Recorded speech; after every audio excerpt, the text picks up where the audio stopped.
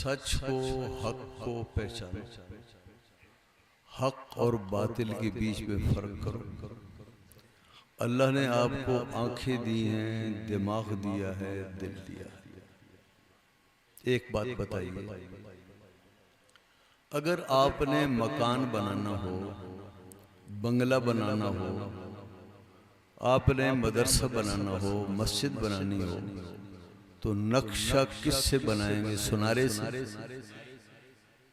पंसारी से, medical store वाले से, MBBS डॉक्टर, मस्जिद के मौलाना साहब से?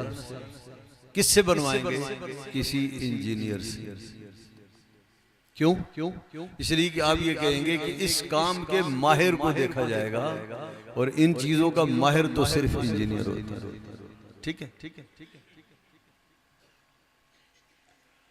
अल्लाह, आप अपने बच्चे को साइंस पढ़ाना चाहते हो, साइंस, और आप चाहते हो कि साइंस का बेहतरीन मुझे उस्ताद मिल जाए, मैं अपना बच्चा पढ़ाऊं।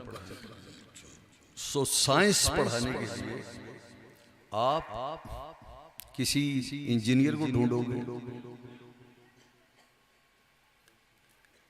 आप किसी डॉक्टर को ढूंढोगे, किसी मदरसे में जाओगे, बाजार में ऐलान करोगे, आप साइंस टीचर को ढूंढोगे और बच्चे को उसके सामने बैठाओगे।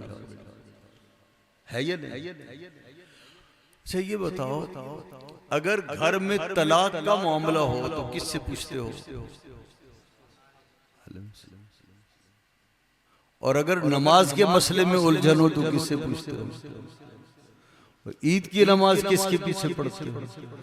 जुमे की नमाज किसके पीछे पढ़ते हो? ज़कात के मसाइल किससे पूछते हो? हज के मसाइल किससे पूछते हो?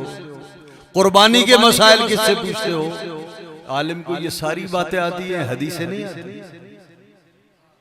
और अफसोस हदीसें उससे पढ़ते हो और उसकी मानते हो हदीसों की तशरीह, जिस गरीब ने आज तक मदरसे की शक्ल भी न देखी हो।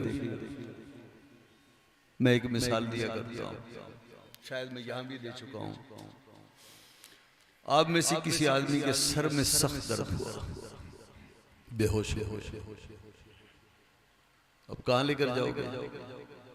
डॉक्टर के पास या वडेरे के पास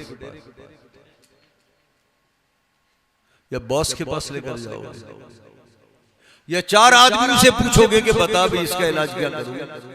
अच्छा, वहां चार आदमी बैठे होंगे, कहेंगे फलां फक्की दे दो, फलां टीका लगा दो। एक डॉक्टर उठा और उसने कहा भाइयों इसको अस्पताल ले जाओ, मेरे साथ ले जाओ, बताइए 10 की बात मानोगे या डॉक्टर की बात मानोगे? इतनी अकल है, इतनी अकल है।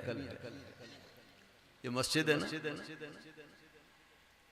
10 आदमियों ने कहा ये अभी गिर जाएगी। एक आदमी खड़ा हो गया, उसने कहा मैं इंजीनियर हूं, 50 साल तक इस मस्जिद को कुछ नहीं होगा। अब भागेंगे या बैठेंगे? बैठेंगे। क्यों? इसलिए कि इसके माहिर ने बात बताई है। तो इमारत गिरेगी या कायम रहेगी, किस पर एतबार है? माहिर पर। बीमार का इलाज कैसे होगा, किस पर एतमाद होगा? डॉक्टर पर। और दीन के मसाइल का हल क्या है, ये कोई इंजीनियर बताएगा, जाहिल या आलिम बताएगा? तो ये बात हमारी नौजवानों की समझ में नहीं आती।